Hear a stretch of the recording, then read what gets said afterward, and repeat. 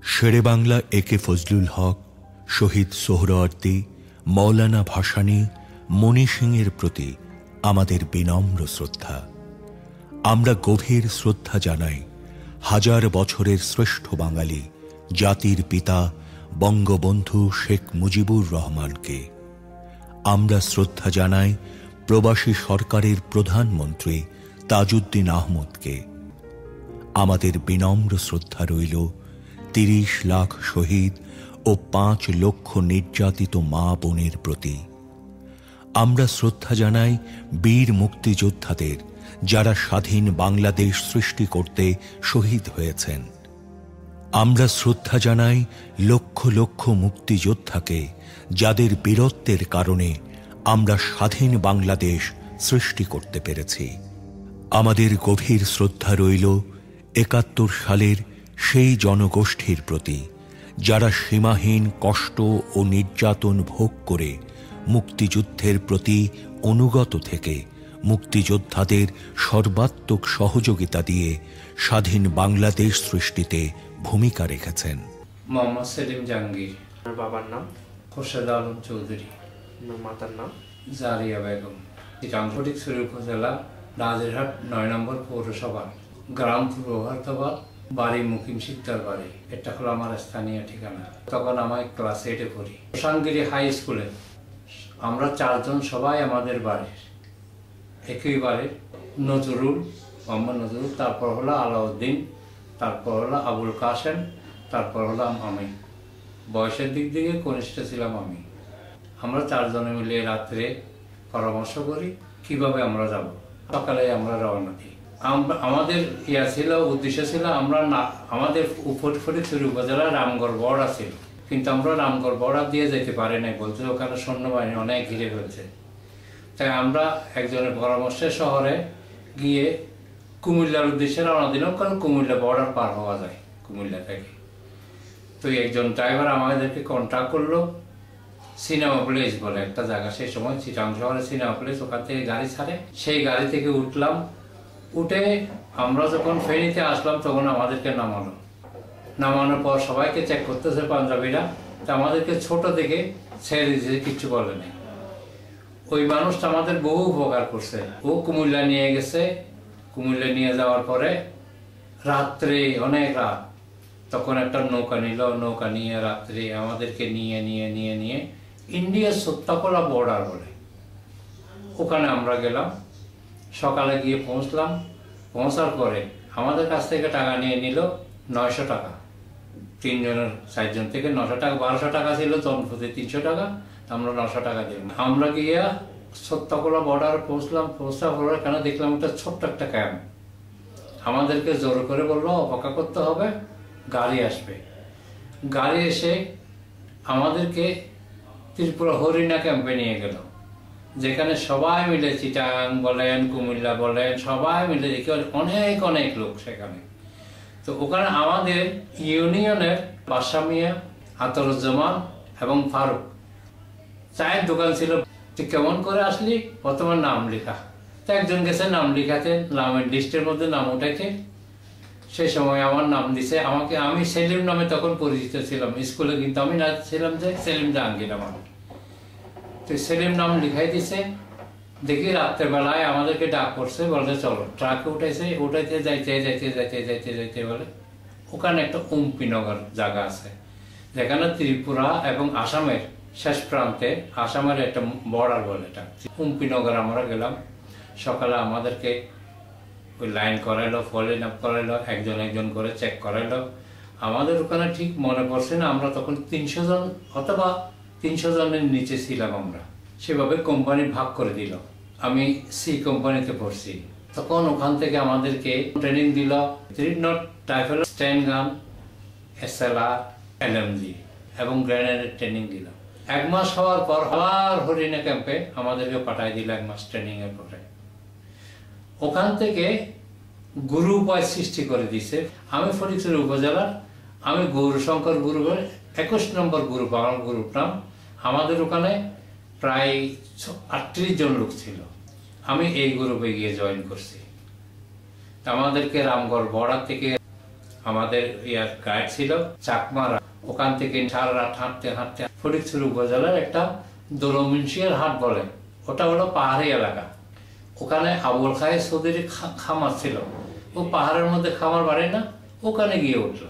আমার কমান্ডার গৌরীশঙ্কর বলে যে না, তোমাদেরকে কিছু অংশকে আমরা নাজিরহাট এলাকায় পশ্চিম সুবাবিল বলে ওখানে পাঠিয়ে দিতে হবে, ওখানে থাকতে হবে। তার আগে তোমাকে 2 দিন ছুটি আব্বা আম্মার কাছে দেখা করে আসো।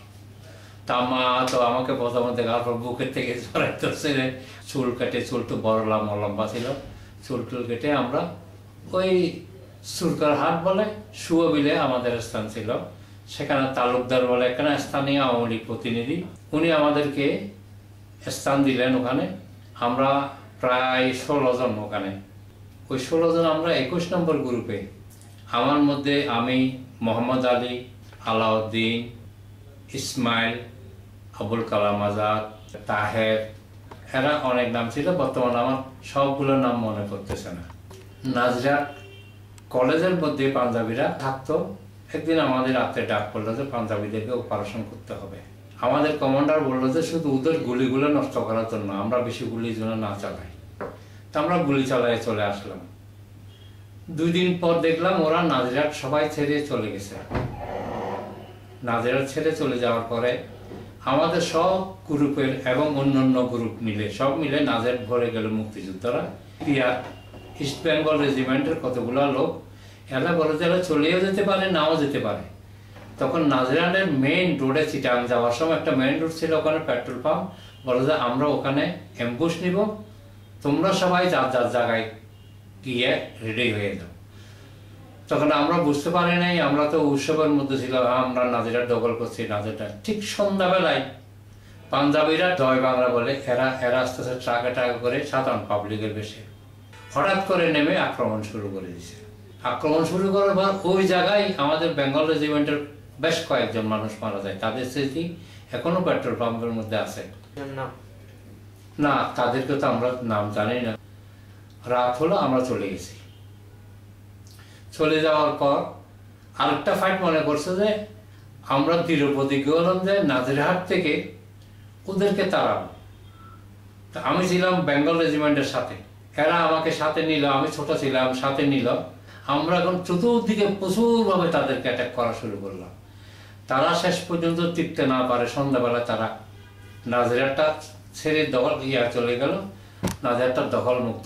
তারপরে আমরা কিছুদিন পরে দেশ স্বাধীন পেলাম, অস্ত্র জমা দিলাম। আর কোনো ঘটনা কি ঘটে নাই যে আপনার দেখা?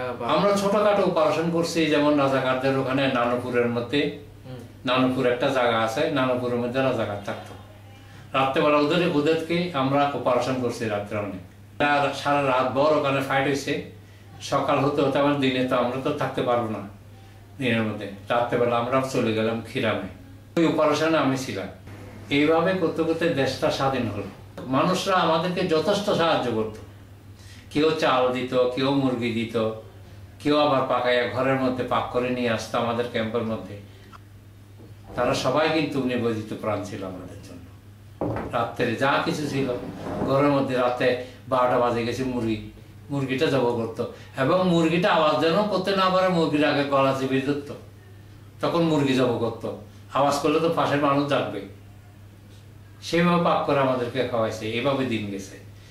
আর রামগড় থেকে যখন ওই দোলমুন্সি হাট এসে আসি, তখন আমাদের সারা শরীরে ছিল যোগ।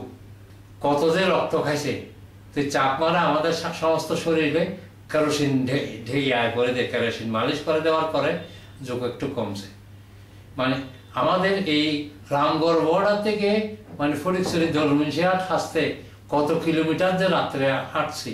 তারপরে ওখানে বনের মধ্যে, যেখানে আমরা বলি সন বলি, যেটাকে ছাউনি দেয় ঘরের মধ্যে, সেই সময় ওটা হলো খুব ধার, পাতাগুলো খুব ধার। কতখানে যে কেটে গেছে, হাত কেটে গেছে, বুক কেটে গেছে, তার কোনো হিসাব নেই। অতি কষ্ট।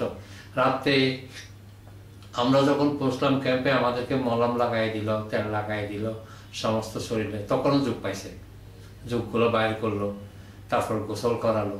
পাবলিকের এইভাবে সহযোগিতা আমার মনে হয় পৃথিবীতে এটা নজির নেই। এমন হিন্দু বলেন, চাকমারা বলেন, বা বাঙালিরা বলেন এমন কোনো লোক নাই আমাদেরকে সাহায্য করে নাই। আমরা সবাই গিয়ে কিন্তু ওই ঢাকা পল্টন ময়দানে গিয়ে অস্ত্রগুলো জমা দিছি। মুক্তিবার্তা নম্বর আসলো আমার, ভারতীয় তালিকা আসলো আমার, EBRC নম্বর আসলো আমার। আবার স্বাভাবিক জীবনে ফিরে যেতে শুরু করলাম। আমার ঘরে আমরা 4 ভাই, 4 ভাইয়ের মধ্যে 2 জনেই মুক্তিযোদ্ধা, আমার মেজো ভাই এবং আমি সবার ছোট। নাম হলো দবিরুল আলম চৌধুরী। আমি বিদেশ চলে গেলাম। 30 লক্ষ শহীদ ও 5 লক্ষ নির্যাতিত মা বোনের সম্ভ্রমের বিনিময়ে আমরা স্বাধীন। লক্ষ লক্ষ মুক্তিযোদ্ধা বীরত্বের সাথে যুদ্ধ করেছে বলে আমরা স্বাধীন। হাজার হাজার যোদ্ধা বীরত্বের সাথে যুদ্ধ করে শহীদ হয়েছে বলে আমরা স্বাধীন।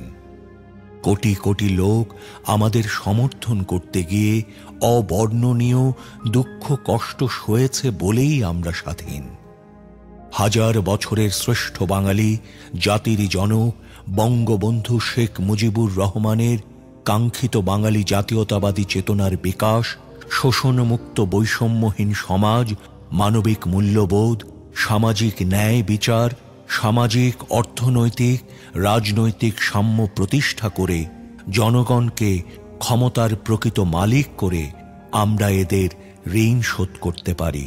আসুন আমরা আমাদের পূর্বসূরীদের ত্যাগকে স্মরণ করে তাদের নির্দেশিত পথে দেশকে এগিয়ে নেই। জয় বাংলা।